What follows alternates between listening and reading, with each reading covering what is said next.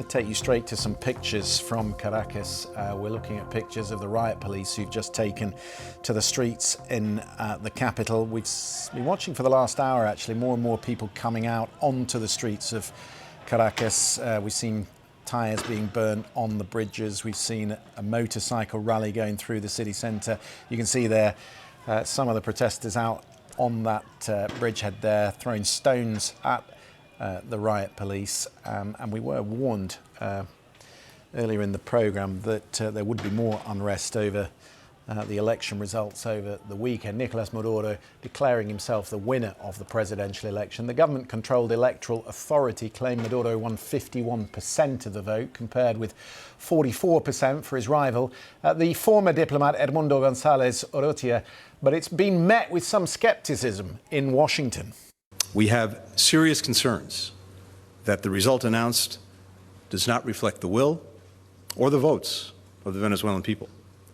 It's critical that every vote be counted fairly and transparently, that election officials immediately share information with the opposition and independent observers without delay, and that the electoral authorities publish the detailed tabulation of votes.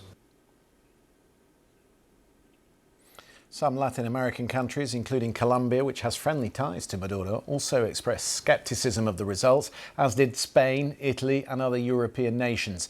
In the last few hours, protests have been erupting, as you've been seeing in Caracas and in other parts of the country. We got this reaction from the former presidential candidate Alejandro Pena Esclusa, who was jailed by Hugo Chavez and now lives here in Europe in exile. This will continue until Maduro accepts his defeat. The people in Venezuela is enraged. They're very not only sad, but they're enraged, as I said before, because they've been robbed. The population knows that Maduro was defeated in a huge slime-like process. So nobody likes him anymore. He has created a humanitarian crisis. The third of the population of Venezuela, 8 million Venezuelans, have to flee out of the country. So he's not giving any solutions. And everybody knows he robbed the elections. So people in Venezuela are in the streets, and they're going to continue to be in the streets. And I believe that also more international protests will start to come in. So the combination of international resistance and national resistance will make it impossible for Maduro to stay in power much longer. Seema, we've been here before, and we've seen things like this in Caracas before, where people come out onto the street to protest an election result or to protest against a member of the opposition not being allowed to run, and very often it is put down violently. What do you think might be different this time? I think it's an open question what happens, but I mean, we've certainly seen a rise in authoritarianism around the world. We've seen a rise in election denial. I mean, we saw what happened in the United States after the 2020 election, the insurgency at the Capitol. So, I mean, it's such a volatile situation, and it also has direct implications for the United States because of the number of people who have fled under Maduro, under Chavez, who have immigrated to the United States, which has caused a crisis at the border. So it has so many ramifications for not just the nations directly surrounding it, but for the whole world. Does the White House have any leverage over the situation?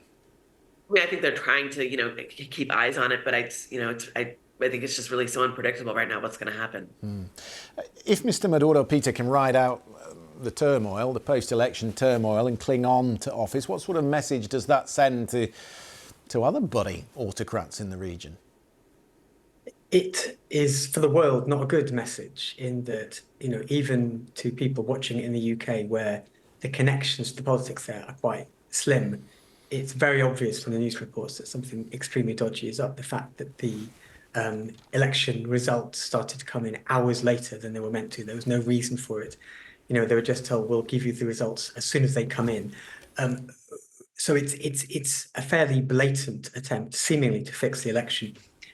And it's the kind of thing that there's no good way out, because he doesn't look like he's going to step down quickly. So you might have violence for a long period, which then means that he steps down. But as you say, if he then manages to cling on, he will stay close to the people who indulge that kind of thing and countries which won't really be able to change anything. But the message will be to tyrants around the world, you can perhaps get away with this. Yeah, you get the impression just looking at these pictures, incidentally, we're now seeing lined ranks of riot police with batons marching down the street, that they want to nip this in the bud as quickly as possible, because there will be a feeling, I guess, around the Maduro team that if this gets a hold in the next 24, 48 hours, they won't be able to stop it. But certainly while we've been watching and while we've been bringing these pictures to you, more and more people have been coming out onto the streets in the last few hours, and it would appear in the centre of Caracas there to be getting more violent as well.